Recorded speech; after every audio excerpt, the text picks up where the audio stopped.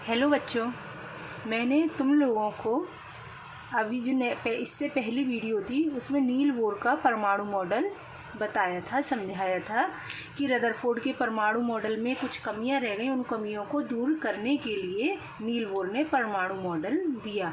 सारी चीज़ें बताई थी कि नाभिक होते हैं, विद्युत चुंबकीय सिद्धांत के आधार पर इसकी कमियां रह गई थी। फिर इसके मैंने पॉइंट्स बताए थे कि जो परमाणु में इलेक्ट्रॉन नाभिक के चारों ओर केवल स्थिर और अचर वृत्तीय कक्षाओं में घूमते रहते हैं। कक्षा सेल एनर्जी लेवल कहते हैं उन्हें। उत्सर्जन अवशोषण नहीं होता, क्वांटा के रूप में होती है E2 C1, और स्पेक्ट्रम रेखिक होता है। और MBR जो होता है वो h/2π का क्या होता है, कोणीय संवेग। MBR जो था वो था कोणीय संवेग, उसका पूर्ण गुणित होता है। अब आती है हमारे इसकी कमियाँ नील्स बोर के परमाणु मॉडल की कमियाँ। तो देखो, सबसे बड़ी कमी ये थी कि नील बोर ने हाइड्रोजन परमाणु मॉडल को ही एक्सप्लेन कर पाया। मतलब या तो हाइड्रोजन परमाणु मॉडल या उसकी तरह है। जैसे अब तुम कहोगे क्या होता है ये, जैसे हाइड्रोजन है, हाइड्रोजन में एक इलेक्ट्रॉन होता है, एक परमाणु होता है, एक प्रोटॉन होता है, एक इलेक्ट्रॉन होता है। एटॉमिक नंबर परमाणु क्रमांक इसका 1 होता है। तो ये हाइड्रोजन जैसे यह हाइड्रोजन। अब मैं बात करूं लिथियम का परमाणु क्रमांक होता है 3, एटॉमिक नंबर 3। इसका मतलब ये लिथियम के लिए नहीं है, ये लिथियम की व्याख्या नहीं कर सकता। परंतु अगर ये हाइड्रोजन जैसा बन जाए, अर्थात इसमें एक इलेक्ट्रॉन है और अगर इसमें लिथियम में भी एक, अभी इलेक्ट्रॉन कितनी है लिथियम में 3, अगर लिथियम में भी एक इलेक्ट्रॉन हो जाए तो बोर मॉडल इसकी व्याख्या कर सकता है। तो हम इसे लिथियम को आयनों में कन्वर्ट कर लेते हैं। अगर एक पॉजिटिव लगा दिया, एक धनात्मक चिन्ह, तो इसका मतलब हो गया एक इलेक्ट्रॉन की कमी। अभी इलेक्ट्रॉन कितने थे 3, अब कितने रह गए 2 इलेक्ट्रॉन।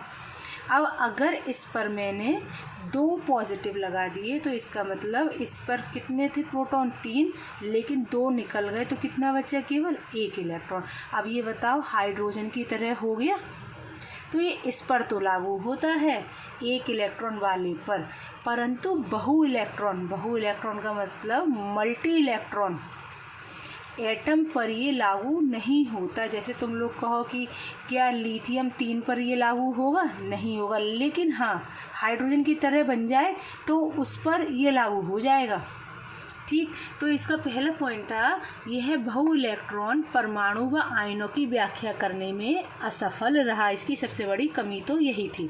ठीक, यह हाइड्रोजन परमाणु, ठीक है, हाइड्रोजन परमाणु हो या लिथियम 2 पॉजिटिव आयन हो, इन पर क्या करता है, इसे हम आसानी से इसकी व्याख्या कर सकते हैं। ठीक है, इसकी दूसरी कमी थी कि यह मॉडल स्पेक्ट्रम रेखाओं की, स्पेक्ट्रम लाइंस की सूक्ष्म संरचना की व्याख्या करने में असफल रहा। फिर तीसरा था इसकी कमी कि यह मॉडल या इस मॉडल द्वारा जेमान प्रभाव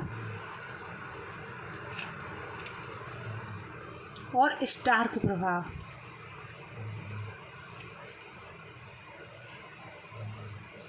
की व्याख्या नहीं की जा सकी। अब तुम कहोगे ये क्या होते हैं, तो ये जब नेक्स्ट वीडियो कभी बनाएंगे तो उसमें इसकी टॉपिक की पूरी व्याख्या कर देंगे ये होता क्या है। ठीक है, फिर इसके बाद एक और इसके थे, यह एक सिद्धांत आया था हमारा हाइजेनबर्ग का, हाइजेनबर्ग की अनिश्चितता का सिद्धांत। ठीक, ये पढ़ाया जाएगा चाहे सिलेबस में हो या ना हो, क्योंकि मोस्ट इम्पॉर्टेंट है। ठीक है टॉपिक, तो ये बताऊंगी, ये भी, इस पर भी एक वीडियो आएगी, हाइजेनबर्ग की अनिश्चितता का सिद्धांत। तो ये जो मॉडल था वो हाइजेनबर्ग की अनिश्चितता के सिद्धांत के विरुद्ध था। मतलब हाइजेनबर्ग की अनिश्चितता कुछ और कहती है, जबकि नील्स बोर का परमाणु मॉडल कुछ और कहता है। मतलब दोनों एक दूसरे के क्या थे, अपोजिट थे। ठीक है, अब ये वाला टॉपिक और ये टॉपिक ये तुम्हें नेक्स्ट वीडियो में मिल जाएंगी। ठीक, ये हो गया हमारा पूरा नील्स बोर का परमाणु मॉडल, मोस्ट इम्पॉर्टेंट टॉपिक है। तो बच्चों इसे अच्छे से याद कर लेना, एग्ज़ाम में पूरी संभावना के 101% आता है मॉडल। रदरफोर्ड का इम्पोर्टेंट था बट वो सिलेबस से हट चुका है। ठीक, अब इसके बाद बात करते हैं हम नया टॉपिक कि परमाणु के शेल और सबशेल।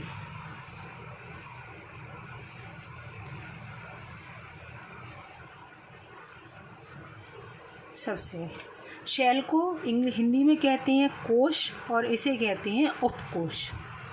ठीक, तो आज इसके बारे में थोड़ी सी जानकारी दे दी जाए जनरल, थोड़ा पढ़ना समझना, क्योंकि इसी से आगे जो पूरा चैप्टर है, आगे जब भी तुम लोग 12th करोगे, बीएससी करोगे, किसी कंपटीशन में बैठोगे कहीं भी, तो ये इस पर तुम्हारी पूरे टॉपिक पर पकड़ अच्छी होनी चाहिए।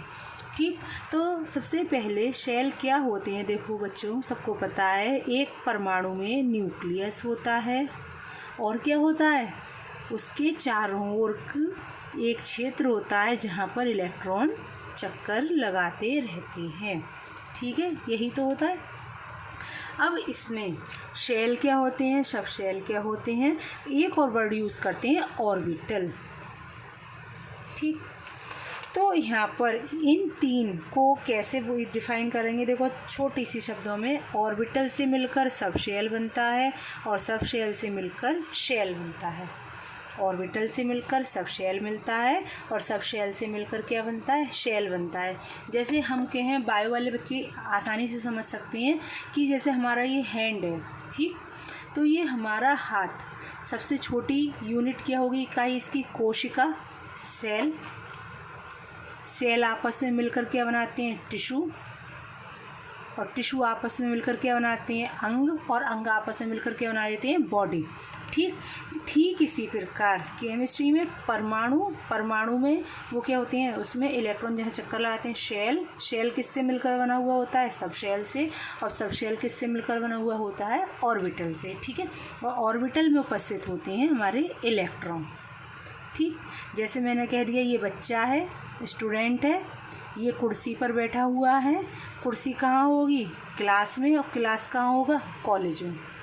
ठीक, समझ आया? फिर से देखो, इलेक्ट्रॉन क्या हो गया? एक स्टूडेंट हो गया।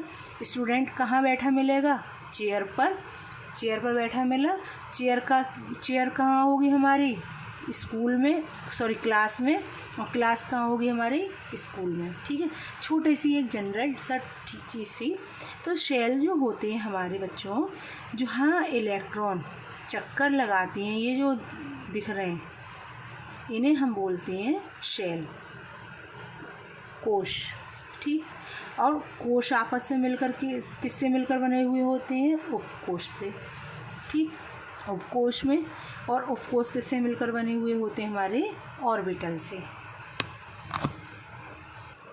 छोटी सी अब जानकारी, कोश को शो करते हैं हम KLMN ... OPQRST। ठीक है, तो जो नाभिक की पहली वाली होगी कक्षा, ये K से शुरू होगी, फिर KLM, और आगे जितने बढ़ते जाएंगे वो NOPQRS। ठीक, ये K, फिर LMN, तो ये क्या हो गई? हमारी कक्षा हो गई। ठीक, फिर आते हैं हमारे उपकोश। तो देखो, उपकोश नाभिक के ठीक बराबर वाला क्या होगा? K, और जैसे जैसे दूरी बढ़ती जाएगी वैसे वैसे LMN। ठीक, तो K, तो यहाँ उपकोश जो होगा K में केवल S होगा। याद रखना, ये नहीं है स्वाति नाम है मेरा तो इसीलिए मैंने S रख दिया, नहीं, ये निश्चित है K में S सब शेल होता है। L में 2 होंगे, S और P 2। M में 3 होंगे, S P D, और N में 4 होंगे, S P D F, और इसके बाद MN O आएगा, P आएगा, किसी हो उसमें सभी में 4 ही आएंगे, S P D F। ठीक, सबसे पहले S। अब आता है उपकोश किससे मिलकर बने हुए होते हैं? हमारे ऑर्बिटल से। ऑर्बिटल इसे बोलते हैं हिंदी में कक्षक बोलते हैं शायद। ठीक है, तो S में हमेशा एक S में एक ऑर्बिटल होता है। P में हमेशा 3 ऑर्बिटल होते हैं। D में हमेशा 5 ऑर्बिटल होते हैं, याद रखना, और F में हमेशा 7 ऑर्बिटल होते हैं, 1 2 3 4 5 6। ठीक, अब अगर जिसमें 7 ऑर्बिटल हों तो वो क्या होगा? हमारा F उपकोश। एफ ऑर्बिटल, ठीक। एफ ऑर्बिटल कितने होंगे 7, डी में कितने होंगे 5, पी में कितने होंगे 3 और एस में कितना होगा 1। अब बात करते हैं इलेक्ट्रॉन की। तो इलेक्ट्रॉन जो होते हैं, एक जो होगा कॉलम उसमें अधिकतम 2 इलेक्ट्रॉन आ सकते हैं, जिसमें एक इलेक्ट्रॉन का मुंह ऊपर की ओर एरो और एक का नीचे की ओर चक्रण, इसे बोलते हैं स्पिन,